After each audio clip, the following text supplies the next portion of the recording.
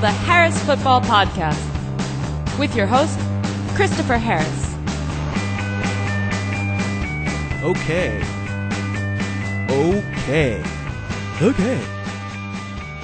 There are about 4 people from the University of Texas a long time ago who are totally getting that reference. Hey, I'm Chris Harris. Thank you for being here. Thank you for listening to the little podcast that could. Thank you very much for all of your kind ratings on iTunes. I hope you'll continue to rate and maybe even write some reviews. We don't have a ton of reviews. I would love it if you've enjoyed the podcast to this point that you would write a few reviews for iTunes. I hope you're well today. I hope you're better than Arian Foster. We have some grisly details about his injury. Today, this is the tight end preview, the way too early tight end preview. Again, it's way too early because it's way too early. It's early August still. We're going to talk the tight end position today, but we will revisit in a couple of weeks as training camp news dictates, and we will get a better sense of what we think of the tight ends. But today is going to be fun. Let's get right to it. Today's kickoff. First off, I will touch on training camp injuries and the effect they might have on fantasy ranks. Then I'm going to give you a sense of how I think strategically about drafting tight ends, and in doing so, go into some detail and explanation about value-based drafting. We'll have a mailbag, and then Mike Clay from Pro Football Focus, a great guy, a good friend, really, really smart about football. He's going to come on board, and then we will dig into a bunch of specific players at the tight end position. We'll get a sense of how he values the position overall in 2015. Injury news. Arian Foster tore muscle from bone in his groin injury, which I have never done and hope to never do. Foster is going to have surgery on Friday, which really makes you think even Week 10 is in jeopardy for him. Pierre Thomas has not yet signed with Houston. At the moment, it appears Alfred Blue running with the ones. As I said in yesterday's show, I don't even think Alfred Blue is an average player. I expect if they don't add a veteran free agent, Chris Polk will be involved, Jonathan Grimes, maybe rookie Kenny Hilliard to be getting looks as well. Michael Floyd, the Cardinals receiver, dislocated fingers. There were thought at first that they were broken. The later report is that they're dislocated, which is better, but still not great. Week 1 for Floyd, still in question. Definitely not out of the picture, though. I did lower him a little bit from my little blockade of Cardinals receivers in my ranks. Now I have John Brown and Larry Fitzgerald just a bit above Floyd.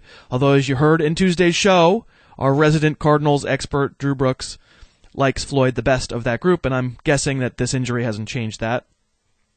It's too early to freak out about tweaks and strains, so I haven't moved around guys like Tevin Coleman, the Falcons rookie running back who has a hamstring thing, Martavis Bryant, Brashad Perryman, Kevin White.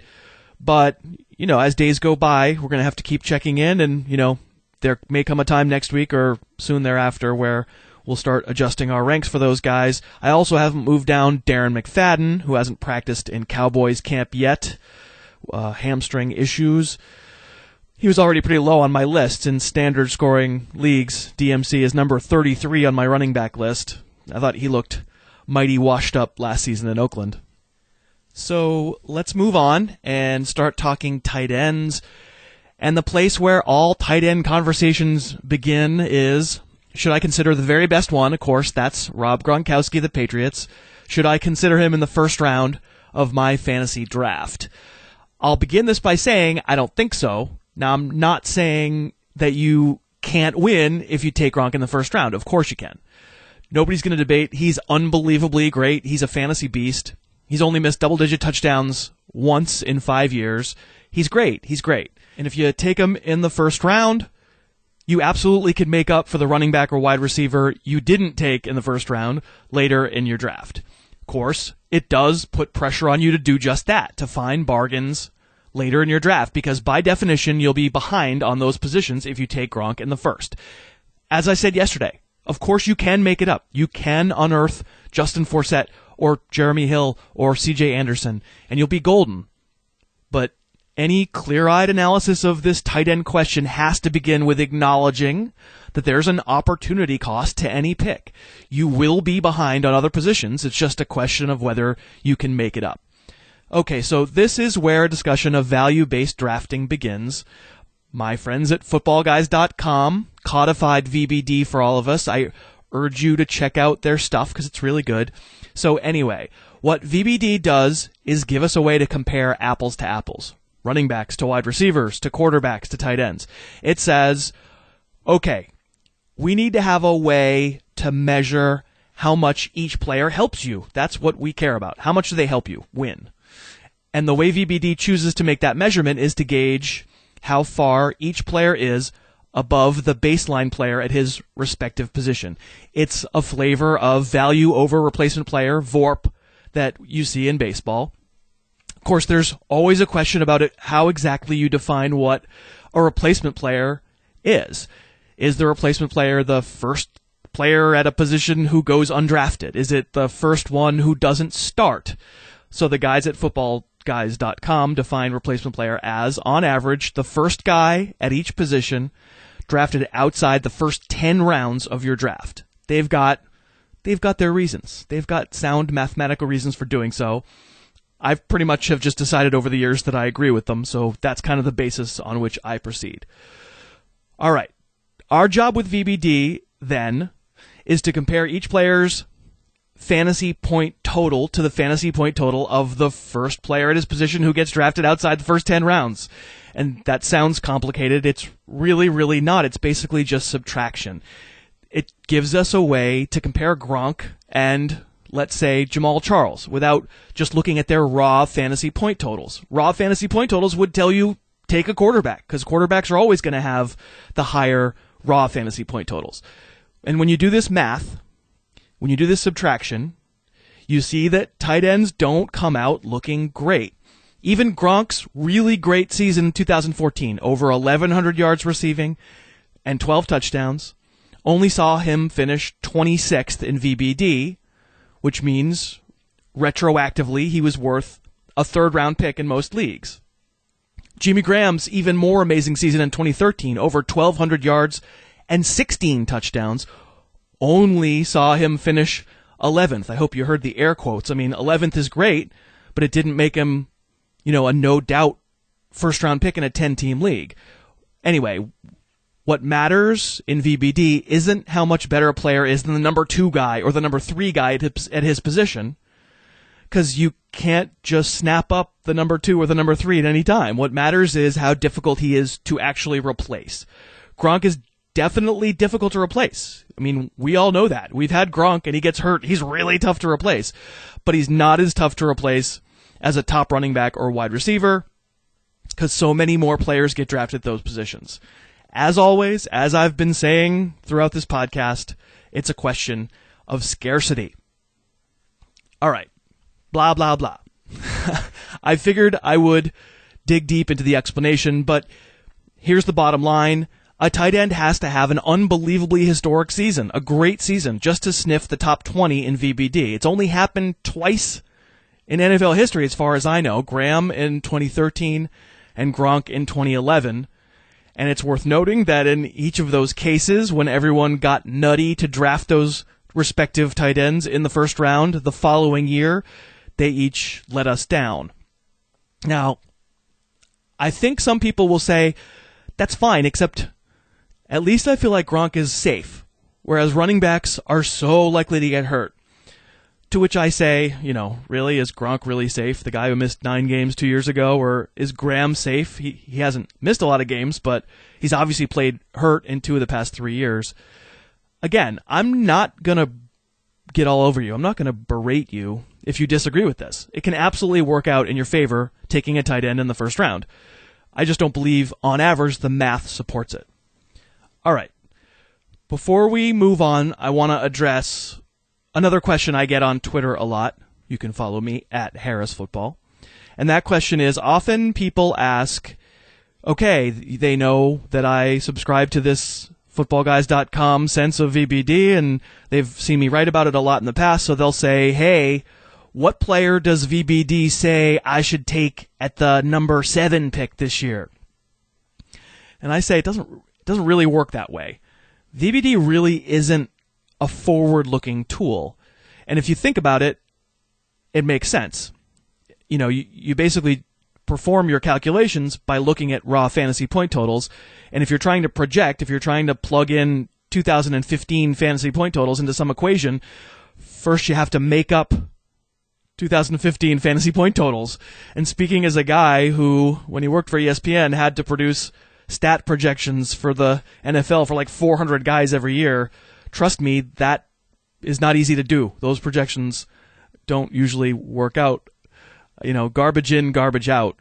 So no, VBD is, in my mind, a retrospective tool. It's really useful to establish patterns, especially when it comes to evaluating the different positions. It also tells us that because of scarcity, running back tends to be the most valuable position. The best running backs are worth the highest picks. Wide receivers also very valuable. The best quarterbacks are valuable, but usually not early first-round material. And finally, relevant for today's topic, that tight ends probably shouldn't go in the first round. And, the very best ones are probably better suited for later in the second round. But it can't tell you where to take individual players. It can't tell you where to take Joseph Randle this year. Time for the mailbag. Indeed it is, Amber. And you can email the show, heyharris@harrisfootball.com. You can tweet to us at harrisfootball. First email today from Scott Walker. A broadcast does not refer to itself as a broad, does it? So a podcast should not be referred to as a pod. The pod part of the term is just describing what kind of cast it is. Just saying. Signed, Scott Walker. No, not that one. And not that one either. He's from Portland, Oregon, formerly of Western Mass, which is where I am. From Stephen Marcus.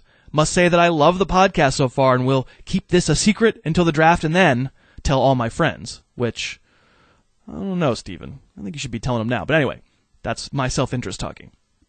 Stephen continues. Can you tell us who is most likely to take over the Trent Richardson role of most likely to listlessly bounce off a window like a balloon award this season? Thank you. Let's see. Maybe it's Alfred Blue. I would say I see some similarities. I don't mean to damn Mr. Blue quite at that early stage in his career, but I'm not a big fan. From Trey Neal. Could you please explain your outstanding, complicated, but awesome commissioner settings? Okay, Trey is referring to, you might recall from last Thursday's show, Andy Barron's noted La Liga Lebowski and my excellence as a commissioner. His words, excellence, not mine. Actually, to respond to Trey and other folks who've asked about this, I actually tweeted a link to the rules page for La Liga Lebowski. Again, I'm at Harris Football. Scroll in my timeline, you'll see a link to the rules page. And that gives me a chance to plug the fact that we'll be talking some Dynasty League football, both in tomorrow's show and Friday's show, and next Tuesday. And that's because our Lebowski auction, ridiculously, because our team members couldn't get together any later in the month, is set to take place Monday night. So you will hear some Lebowski talk. All right, some tweets. David Joyce, who's at DavidJoyce6. Hashtag, hey Harris, my friends never liked your opinion with ESPN. Will they appreciate you more now that you're solo? Evan B., who's at EvanLOL, at Harris Football, tweeting me there. I never liked you when you worked for ESPN, but I enjoy the podcast, so I guess that's a compliment? Yeah, guys, you are the best. Super supportive. Brian Rowley, who's at Voodoo Rage DDS. Hey, I was perusing your throwback website from 1998. Can't wait for your thoughts on Curtis Enos and Jerome Pathon. Those are definitely upcoming. Paul Schmookler, who's at pshmoo. More C. Harris encounters. This is referring to, of course, the Reddit poster who was pretty sure I was drunk at last year's Chicago Fantasy Football Convention. More C. Harris encounters. I ran into C. Harris in an elevator in Biloxi once. He punched me in the jejunum. And I have to admit, I don't remember it, so it must have happened. Today's guest. And today's guest is Mr. Mike Clay of Pro Football Focus fame. You should be following him on Twitter. He's at Mike Clay NFL. He's smart. He's actually kind of funny. You have to break through that very serious veneer. He's a good guy. He's very funny. He's also the host of Pro Football Focus on Sirius XM Fantasy Sports Radio, weekdays 10 a.m. and on demand. That's an everyday show. Mike, how has the everyday show thing been for you so far?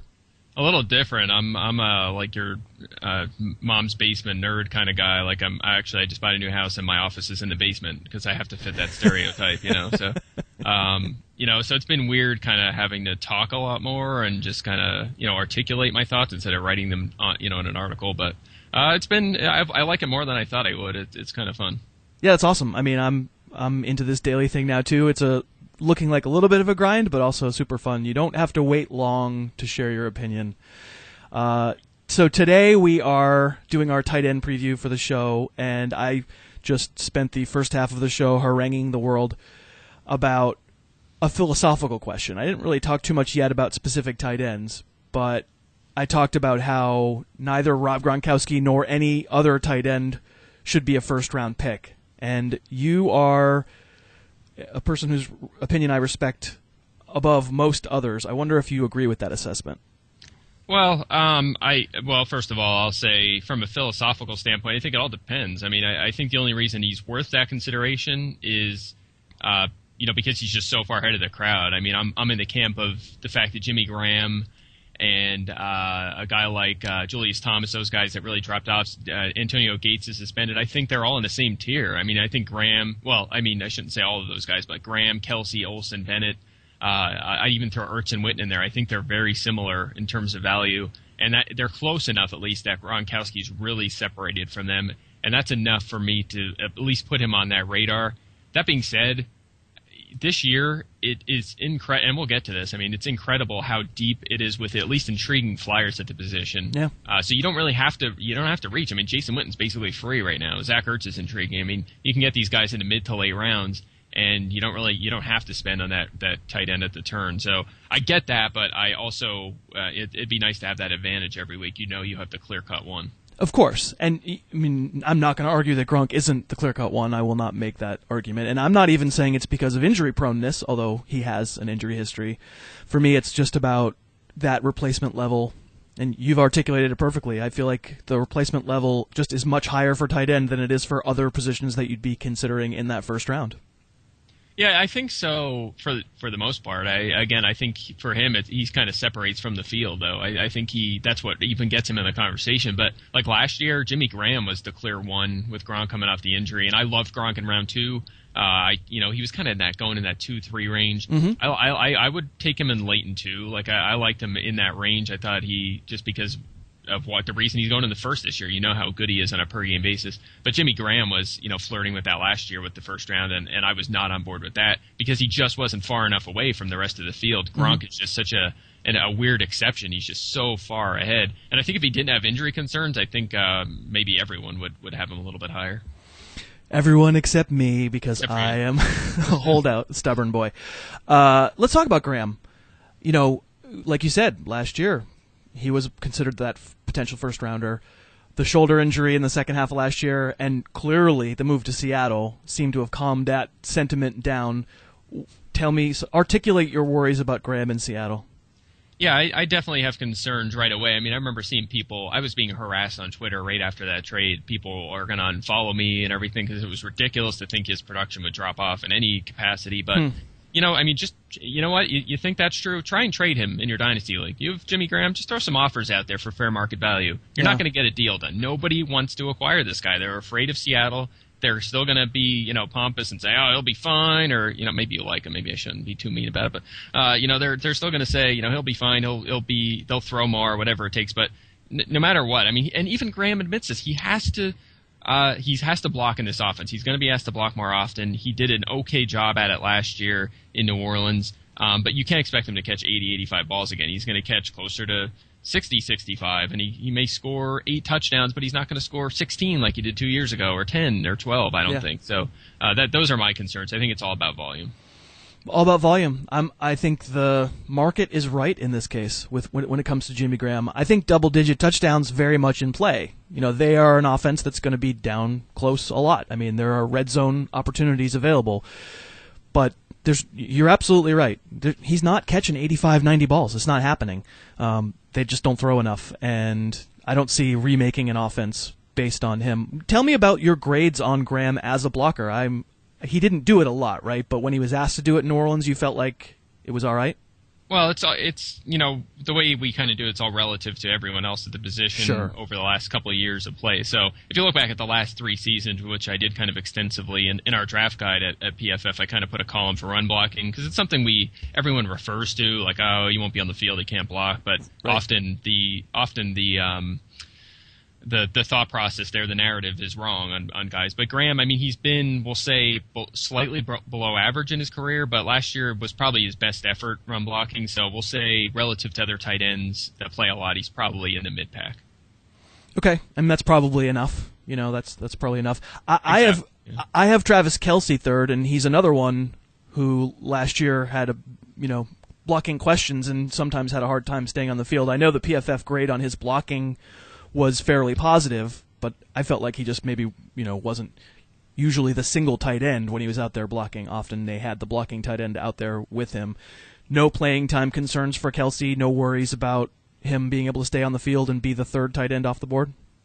No, I do like him there. I think he's right there with Olsen, though. I think I prefer him a tiny bit more.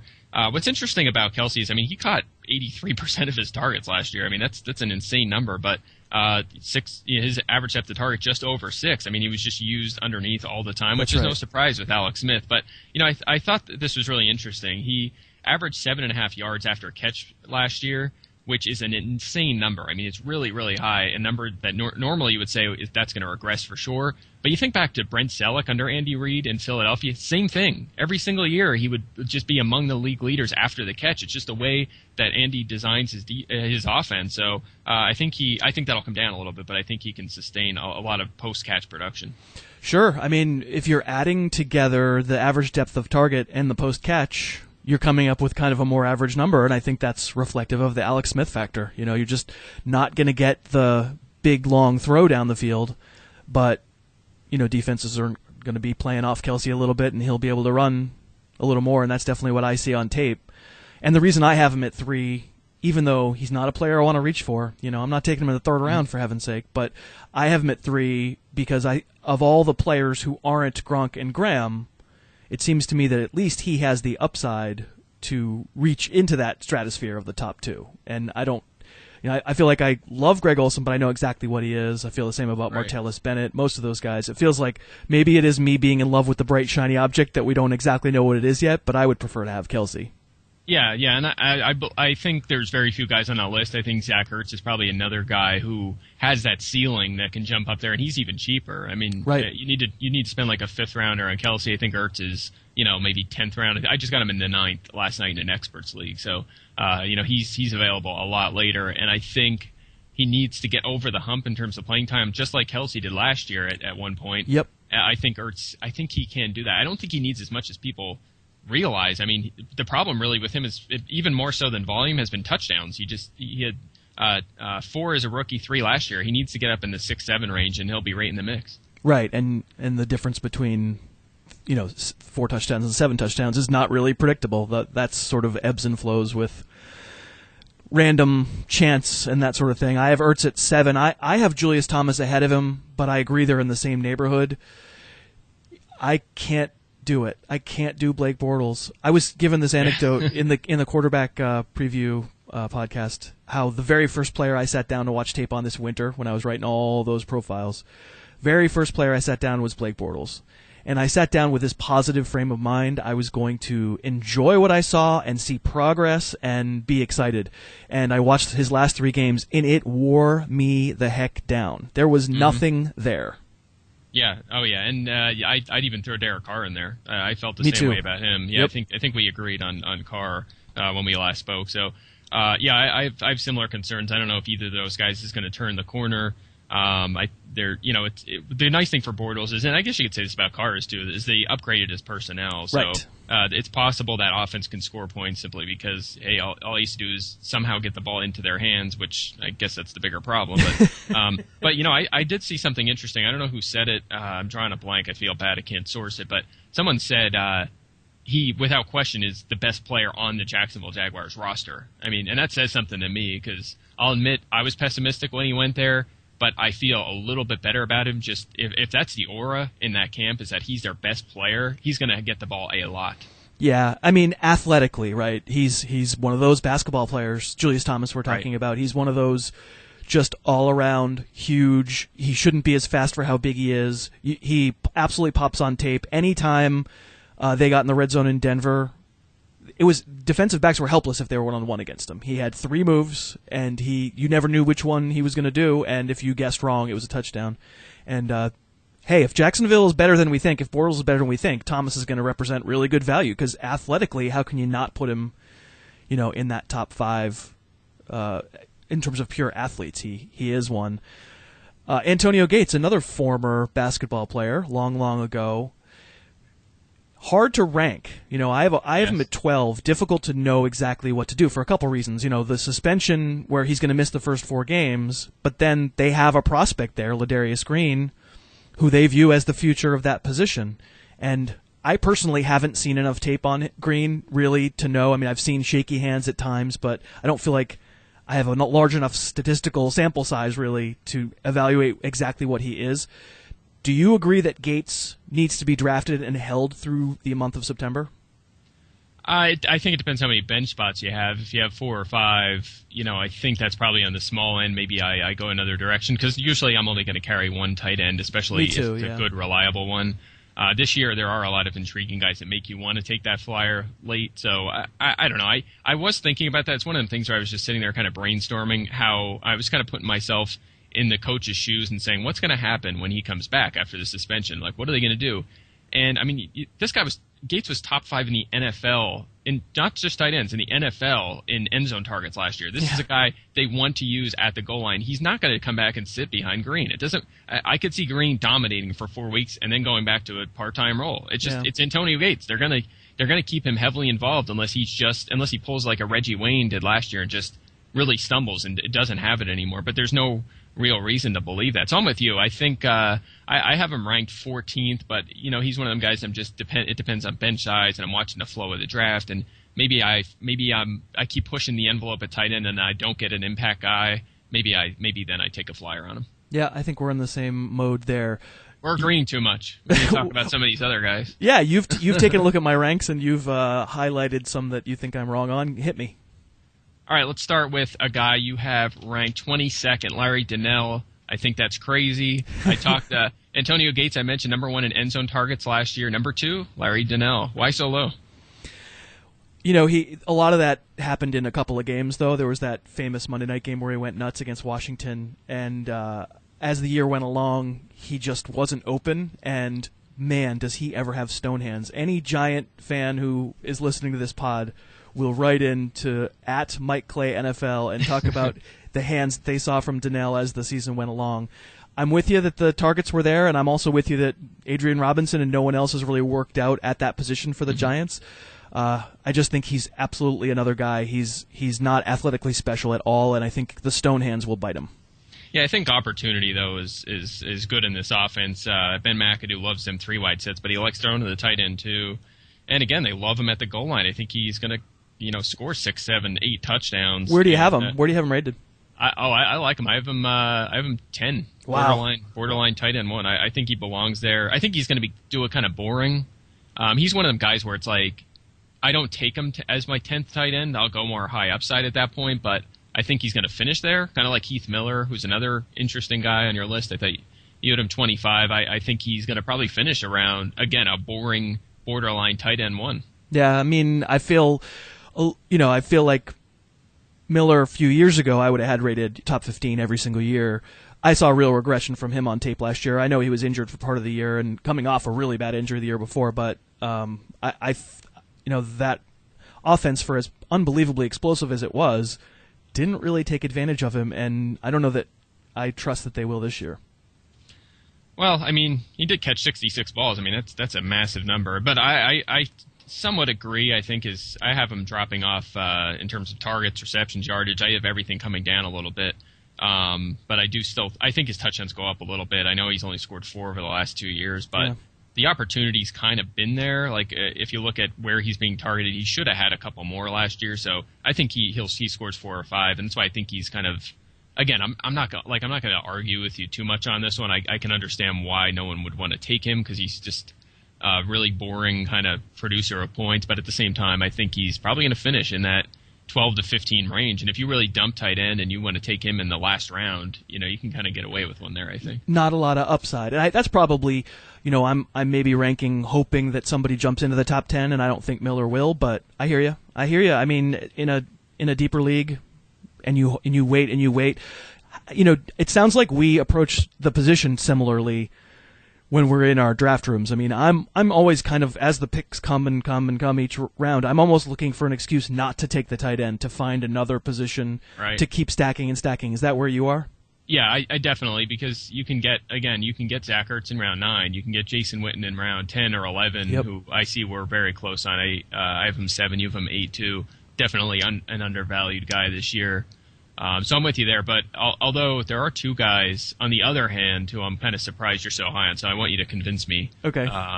I think we could have a fun discussing Dwayne Allen, because I wrote an entire article tearing him apart earlier this offseason. And then Eric Ebron, too. I could not believe you have him 14, so you got to tell me about these 2 guys. So Allen definitely comes at a spot where I kind of don't know where to go. I'm running into a bunch of tight ends who I feel pretty blah about. I don't like Delaney Walker very much. It's a rookie, blah. I have a Gates right after that.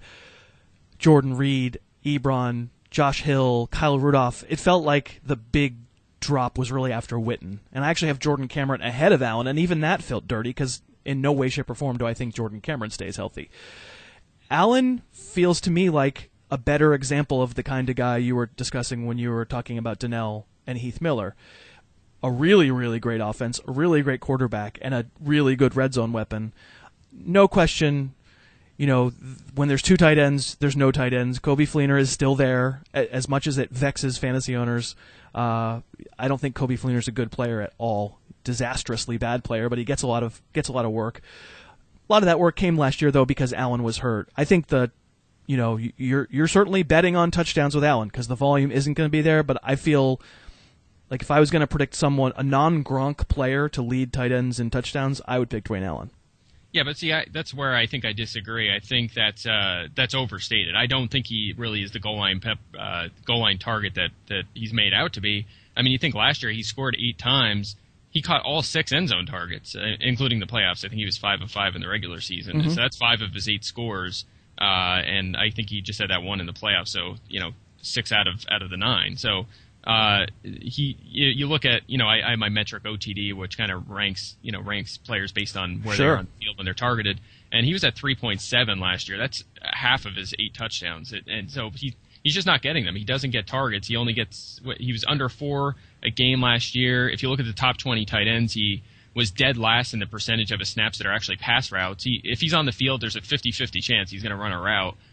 So that kills me. The only reason I can get behind him flirting with that top 12, like I have him ranked 22. I'm really low on him. Sure. But I see the upside only because he's a really good player. His blocking dropped off a little last year, but he's still a good blocker. And we know he has a lot of ability. He's shown flashes as a receiver, and it's a great offense. So if they say, hey, you know what? We're taking the training wheels off. We're going all out. You're going to be a featured target. The sky is obviously the limit, like you said. That's the only reason I keep my hand in the cookie jar with him a little bit.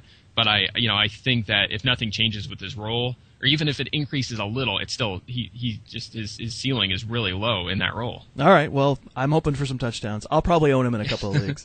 And then as far as Ebron goes, it's the post-hype sleeper. I mean, last year people wanted us to put him number 6, and my goodness, what a really great athlete. How can you ignore that offense?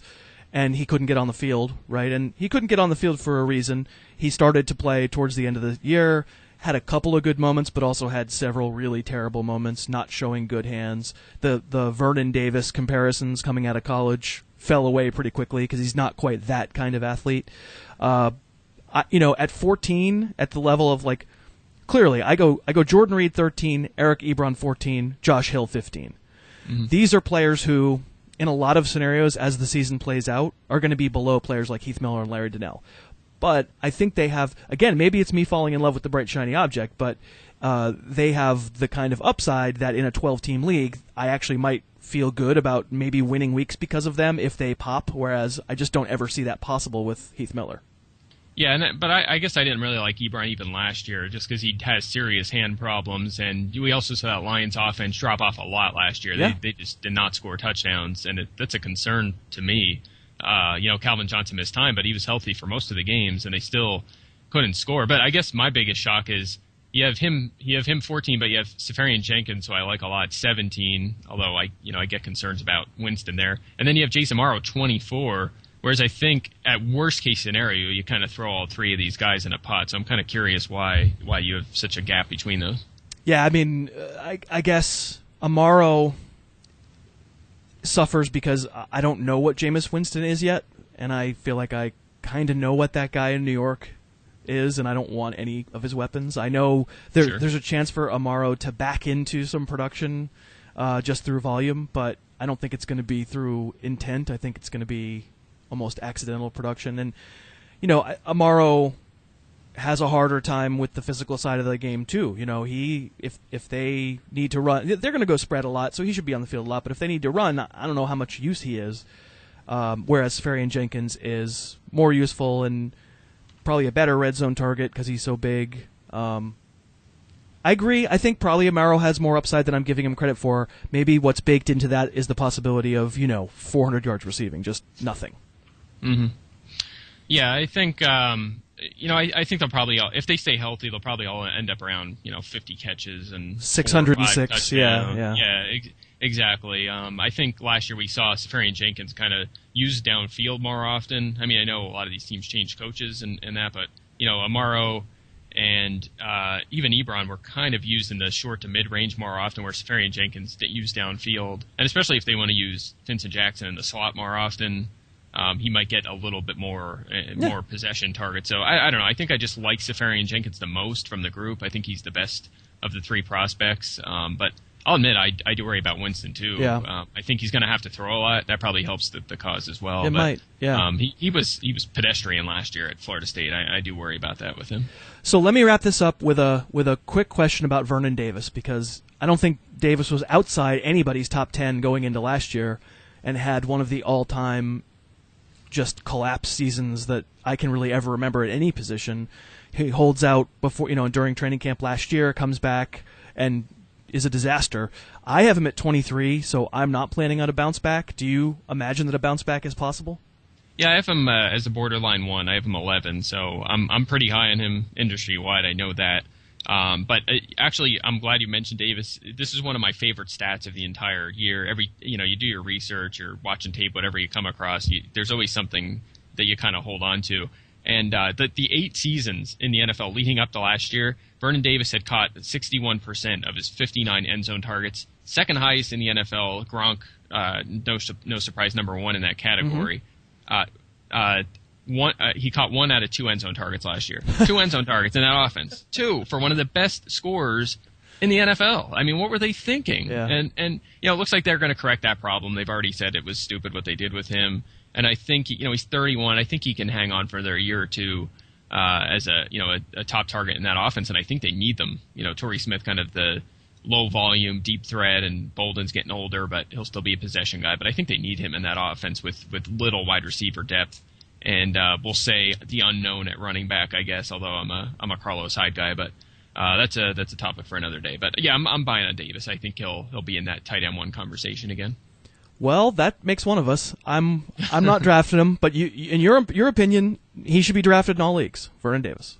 Yeah. Oh yeah. I take him over Dwayne Allen. Okay. I think that's fair. I think that's a fair statement, and probably we will look back on this show come December. And the fact that I was ranking Allen ahead of Davis by like 13 spots is not going to look very smart. Well, I'll be half of yours will be wrong, half of mine will be wrong. That's the way it works. So, yeah. Hey, Mike, thanks for doing this. I really appreciate it. I hope you'll come back. And remember that folks should be following Mike at Mike Clay NFL. If you have Sirius, be listening to the Fantasy Sports Radio channel. It's every weekday, 10 a.m. You can also get it on demand. It's really great listen. Again, Mike, thanks very much. Anytime. Thanks a lot, Chris. And that's our show. Thank you for listening. Tomorrow will be Friday, and Cousin Josh will be on, and we are going to be speaking Dynasty Leagues. If you're thinking of starting up a Dynasty League or you're participating in a rookie draft coming up soon, you're going to want to tune in. In the meantime, have a great day. The Harris Football Podcast's opening theme is Under the Gun by Apex Manor. The end theme is Tooth and Claw by OU Villain. Subscribe to the Harris Football Podcast on iTunes and never miss an episode.